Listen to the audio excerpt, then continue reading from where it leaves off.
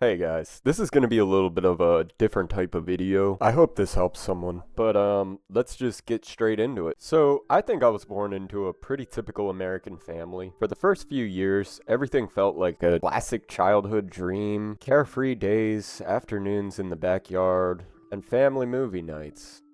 That was my life up until about 6 years old. I don't have many memories from back then, but I remember enough to know that I was pretty happy.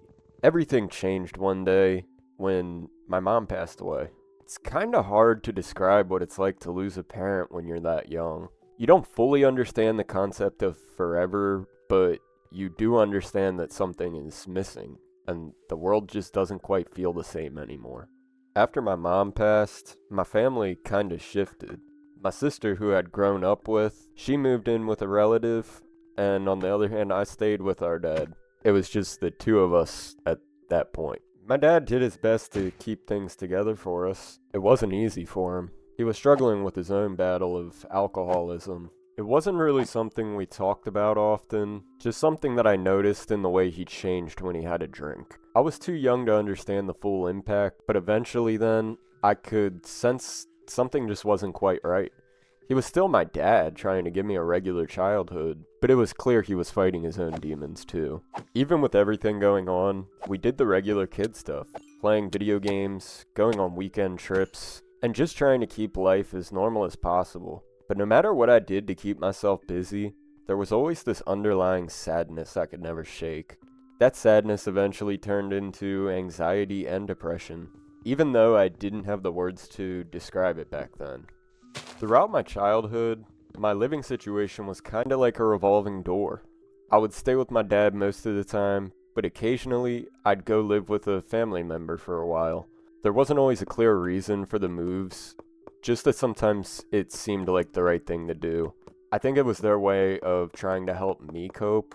I could sense that they were worried about me, about what I was dealing with at home, but it wasn't something we openly really discussed. The years went by, and I did my best to navigate my little world, carrying the weights of that early loss. Then, just as I was starting to find some kind of balance in my life, everything came crashing down again. At 15, I lost my dad as well. His struggles with alcoholism took a toll on him, and ultimately, his health did give out. It was another one of those life-changing moments that leave you completely hollow and unsure of what to do next. At this point, I had lost both of my parents by the time I was old enough to drive.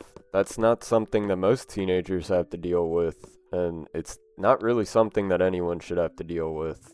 Although I know there's people in way worse situations than my own. After my dad passed, I went to live with my older sister. It was a massive adjustment, not just because I was living in a new place, but I also had to transfer schools. Starting over in a new environment was really tough. I felt like an outsider, and the anxiety that I always struggled with just got worse. There were days when it felt like the world was closing in on me, and I was just all alone. Eventually, I decided I need to focus on what I could control. I threw myself into my schoolwork and tried to make a few friends. It didn't happen overnight, but eventually I found a small circle of people who understood me.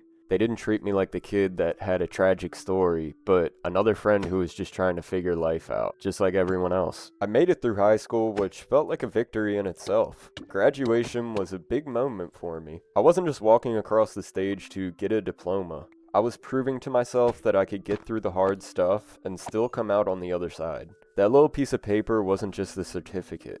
It was a symbol of resilience. Toward the end of high school, I decided I needed to figure out what I wanted to do next, so I decided I was going to go to college. And part of me wanted to help other people who'd gone through similar things. That's what led me to study psychology.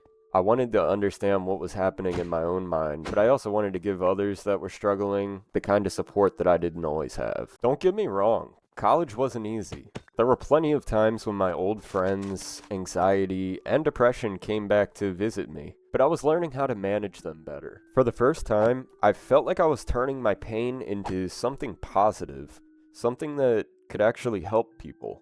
When I finally earned my degree in psychology, it felt like I was closing a chapter that had started when I was 6 years old. I wasn't the same person that I had been back then. I mean, how could I be? But I had taken control of my story. I wasn't just a kid who had lost his parents. I was someone who'd found a way to keep going, even when life didn't make it easy. Now I get to spend every day doing what I've always wanted to do, helping people deal with anxiety, depression, and loss. Every day, I get to remind them that it's okay not to have it all figured out, that it's okay to feel broken sometimes, that healing doesn't mean forgetting, it means finding a way to live again. I see a bit of my younger self in a lot of people that I work with, and helping them gives purpose to everything that I've been through. Looking back, I realize I've had a lot of moments where I could have given up. I could have let the weight of all of it crush me, but each time I chose to get back up, not because I was stronger than anyone else, but because I believed, no matter how faint that belief was, that there had to be something better on the other side. I've learned that life isn't just about what happens to you, but it's about how you respond to it. So if there's one thing I want anyone to take away from my story, it's even when it feels like the world's taken everything from you, you still have the power to keep going